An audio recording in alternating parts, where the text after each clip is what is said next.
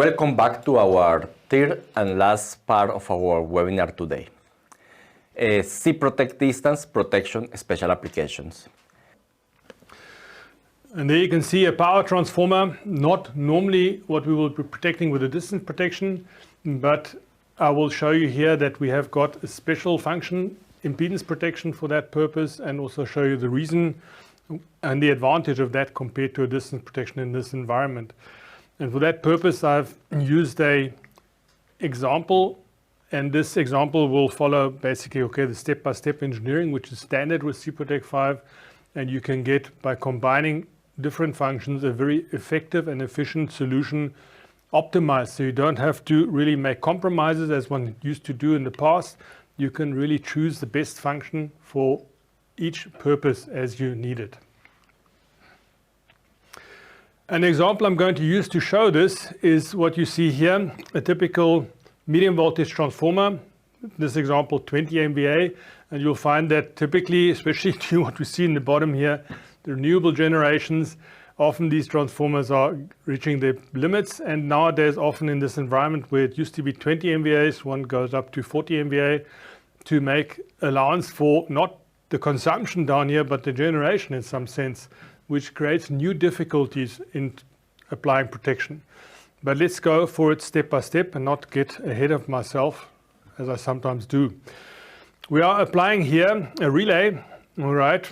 I'm calling it a relay because it's not only a distance protection, and this relay is applied here on the LV side of the transformer. This is very commonly done in some utilities, and I'll show the advantage and the reason for this and the really strength of having this application. This relay has got two primary functions. One is to do protection in the direction towards the medium voltage system, but also to give some backup protection for this transformer for certain in-feed conditions, especially from these renewables down here. And we'll look at this here. We'll apply a zone 1 into this area and a zone 2, again 2 zones, but these 2 zones have got a different requirement as they would have had what we spoke about this morning, the zone 1-2 selectivity on a normal application. This is a different application of the distance protection.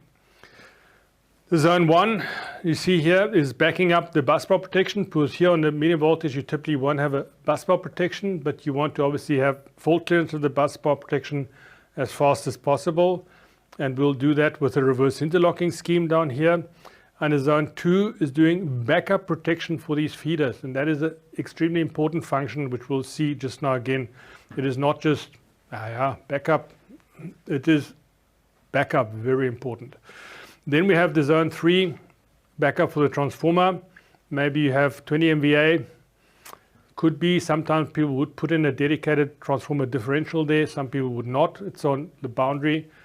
Depending on some, it's a transformer size decision. Doesn't really matter. But anyway, you can have this protection also doing backup for the transformer.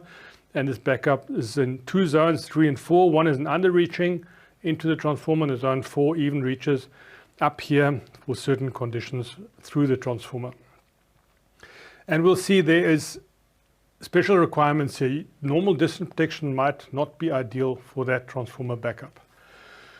But before we get there, let's go step by step. The zone 1, a busbar protection as such, done with reverse interlocking, that you can coordinate with the feeders. So the reverse interlocking principle will get pickup signals from all the feeders here, which would block here, and this zone 1 must be coordinated with these down here, that it does not reach into an area where it will not get blocked, then it would be not selective. So the purpose would be that it would see the busbar fault surely.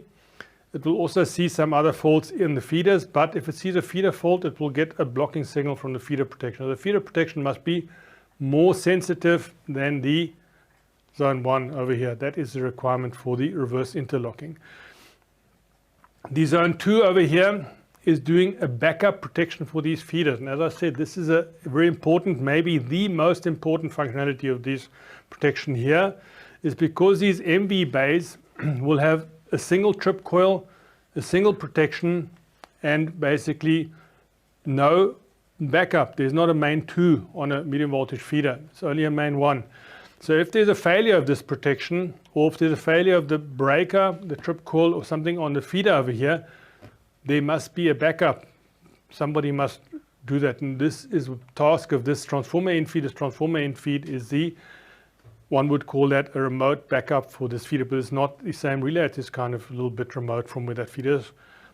Backup functionality. And that is a difficult task, as we'll see later on over here, because it needs to get a very sensitive setting in the distance protection. Then we're going to have here this transformer protection, as I said, an underreaching zone 3 into the transformer as a backup transformer protection, and a zone 4. The difficulty here is, especially if you look at the zone 4 protection, the fault on the other winding here will be decoupled. The transformer will remove, for example, the zero sequence, and you would not get any zero sequence from the top system coupled into the bottom. So if there's a ground fault here, there will be no zero sequence voltage or current on the LV side, which can be difficult. Remember, we're expecting sequence components in a normal protection as such. The zone coordination is then the next step we will look at. Okay, so we've clearly identified what we are doing here. This relay is applied here on the LV side of the breaker, and it's really got a multiple tasks to do. And how are we going to implement all those tasks here and get the job done? Starting off with the zone 1. The zone 1, as we said, must be sensitive, but it may not overreach what the feeder protections are seeing. So we must check the feeder protection, and here you would have an overcurrent setting. And we remember this morning we had the circle characteristic. And the circle characteristic was defined by a voltage and a current. And effectively, we can draw this overcurrent protection here as a circle characteristic, where the radius of the circle is defined by the overcurrent setting of this relay. And we can coordinate our zone 1, that the zone 1 does not overreach that. And that way, we are sure that the zone 1 will not pick up for a fault that the feeder protection cannot see. It's a very, very high security in this for our bus bar protection, what we want, because you don't want accidental bus clearance for a feeder fault, and that we get done in this job. So it is really fairly, and we don't need a really big zone 1 setting, but the zone 1 setting must only cover the bus bar fault. The biggest difficulty for the zone 1 is to get sufficient resistive reach for a resistance fault on the bus bar. All right, the difficult one is the zone 2. The zone 2 must see a remote fault on the feeder if this feeder protection fails. Maybe there's a breaker failure, maybe the relay has failed, there's power supply failure in the feeder relay, then we need to have a trip by the backup, which is the transformer in feed. Otherwise, nobody feels responsible for it. Who's going to clear this fault if the feeder protection has failed? We have to rely on the backup protection. All right, and that is difficult because we have a coordination of load and fault in feed. You can see here at the bottom, the feeder might have a 300 amp load current, and the according setting may be set to 400 amps to coordinate with the load, tripping at 400 amps down there, and the fault, the load current on the transformer, all the feeders in parallel. If you have a 40 MVA, I can now see I've gone up to 40 MVA with the transformer, but that's typically what's happening. You get 1000 amps full load current, all the feeders in parallel, but each individual feeder only 300 amps. And you have to get a pickup. And this, you can see if using the RMD technique, as I mentioned earlier on, the load cutout, you can set the load cutout, but this load cutout will only cut out 3-phase faults, for example. And that's the advantage of using the RMD technique, even in an application like this, compared to a classic distance protection. All right, this is what you can see here. For example, a face-to-face fault. We would see a face-to-face fault in here. The RMD can pick up, even though it is inside the load area of the impedance, the RMD technique will trip for that fault condition. And we want to go through all the calculations here, but it's just the principle to show you that you can get a good sensitivity and you can get tripping inside. You can set the load cutout that would apply to 3-phase conditions. It's a small limitation, but we don't typically would get 3-phase faults over here. 3-phase faults are normally if you're switching onto grounds and so on, but over here remote faults with backup requirement is typically asymmetrical faults. The 3-phase fault. In the 3-phase fault, we would normally have a larger current and we would not be in that area. The 3-phase fault would be a bolted short circuit with a small resistance, which we would then cover inside the reach. Effectively, this single phase to ground faults, and so with the fault resistance, you see the problem, but that goes in this area, but those we can detect even if they are inside the load, because the load cutout only applies to 3-phase faults if you apply RMD.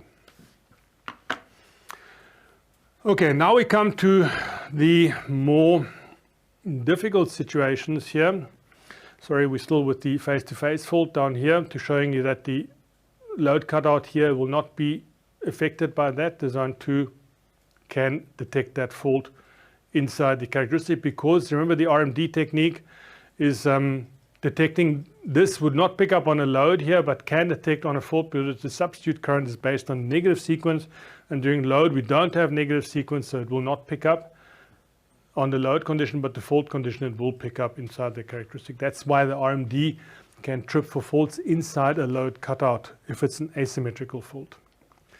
Sorry.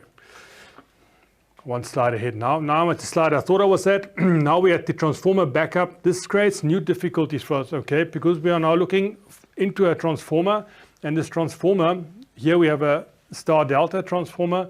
It would also apply to a delta star transformer. Also star-star transformers if they are not both grounded, but those are unusual. Y transformer with 2 grounds is unusual. If there's a delta in that, like you would have an auto transformer, the delta would also shunt the zero sequence to a large degree. The zero sequence would not come through that transformer at all. So we typically will see on power transformers that if you have a ground fault on the one side, the zero sequence will not be coupled through to the other side. And remember in our loop selection, that was an important requirement for loop selection, that we get a single phase loop can pick up only if we have a ground fault detection, for example. So normal distance protection is not always going to be ideal over here. In this diagram, we see just a little example here, and you can see at the bottom, the top is a circuit diagram. If you don't want to look at it in detail, you can see the L1 voltage at the top is over here.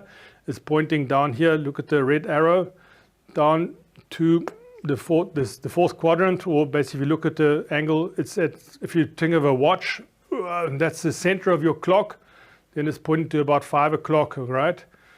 And if you look at on the left-hand side, the star side, the HV side, the L1 voltage is at 12 o'clock or 0.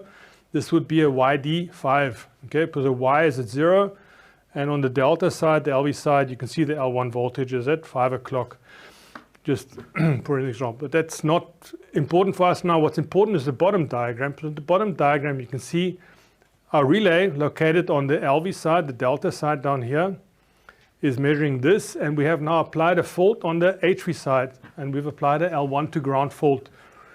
And you can see the red phases show you the loop current flowing through that L1 to fault. There's current flowing out on the L1 through the fault and back in via ground. That is the loop on the HV side over there. And then due to the transformer coupling, that couples onto the delta side, and you can see there's current in this limb, so we will have current flowing out here on that phase, L1, and the current is flowing in here on L2, but it's not flowing, cannot flow through that limb because there's no current on the other side. Transformers must be balanced in ampere turns. The current is flowing on that bottom path up there similarly. So we get a phase-to-phase current here. It's clear we cannot get a single phase current on the delta side. It cannot just flow in. There's no star point return. So we see here we have a phase-to-phase current, L31, during an L1 to ground fault on this transformer. So the loop that we need to measure with, the loop that we need to measure here is the L31 for L1 to ground fault on that side. And this would work in a classic distance protection, would be able to do this. So one, say some cases, the classic relay would see the voltage drop here in the loop L31, and it'll see the current in L1 and L3. So a normal distance protection could deal with this fault. It would work okay. Pick up there. Here you can see just the example, all the phases shown, the top, basically the UL1, and basically the voltage, that side, the current this side. You can see pre-fault, no load current, okay, pre-fault voltage, and then the faulted voltage here, and then the fault current, and then at the bottom, you can see at the bottom, the phase-to-phase current, L31, on the HV side, the single phase current. But this is, as we saw in the previous diagram, as expected, and you can see the voltage here, the phase-to-phase voltage, sorry, the phase-to-phase voltage, I should have probably drawn that, the L31 phase-to-phase voltage is the smallest one together with this loop current here would be okay for a classic distance protection. So you think, all right, that's very good and well, and that is going to work, and we would measure an impedance. I measured impedance I showed now in the bottom here, as one would expect a reverse fault. But remember, in our relay settings, we defined the forward was into the 22 kV network, and reverse was into the transformer. So the reverse zones into the transformer would pick up on this. So we can pick that up, and it would measure 1.5 times the transformer reactance. That's something one must be careful of. The single phase fault on the star side is measured at 1.5 times the transformer reactance on the LV side. This is what you know, because there's some current disappearing into the zero sequence circulation here. That's the typical condition you will have. Nothing special there, but now we go on to the problem condition. What if the fault on the HV side is not a single phase ground fault, but a two-phase fault? Here in this example, L23 fault. Now in this L23 fault, you can see again the loop current flowing out here on L2 and in on L3, the two arrows on the HV side, and they couple then through the transformer to be a current here. And now we get a strange scenario. The current is flowing out here on the center limb. Okay, it's coming in from the top, but it doesn't flow through that winding. Obviously, there's nothing on that winding there, so the current flows here to the star and out, the one arrow. And the other one comes here, must match the current that we have on the other side here, flow in on this side to match that current through here. And so we've got two currents coming out here, one in, one in. No zero sequence. It's important. Even on the previous diagram, remember we had a phase-to-phase current on this on the LV side. Here we've got two in, one out, or two out, one in and out here. So it's four, one going in, and two coming out. If you summate them, there's no zero sequence. No zero sequence current, no zero sequence voltage. And yet, we want to measure with a single phase loop. We want to measure with L2 ground. The correct loop to measure an impedance here is L2 to ground loop. A classic distance protection will not be able to do this, because a classic distance protection, to select a single phase loop, the L2 ground loop, it must have zero sequence. It must have ground current.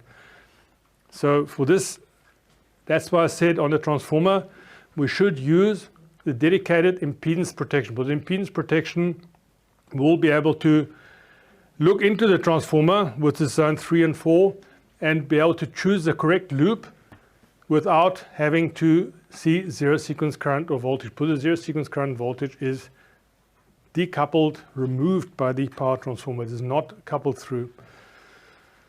In the project tree, if you look in the project tree, you can see the distance protection. You can use distance protection classic or RMD I would use, recommended here, the RMD technique. And you set that for your zone 1, zone 2, which are looking into the medium voltage system. And for your zone 3 and 4, looking into a transformer, you can see down here there's an impedance protection for transformers, which you can apply in parallel. And you can apply both in the same function group, the same line function group we applied there. And they would use obviously the same current and voltage, but there's two functions doing two different jobs.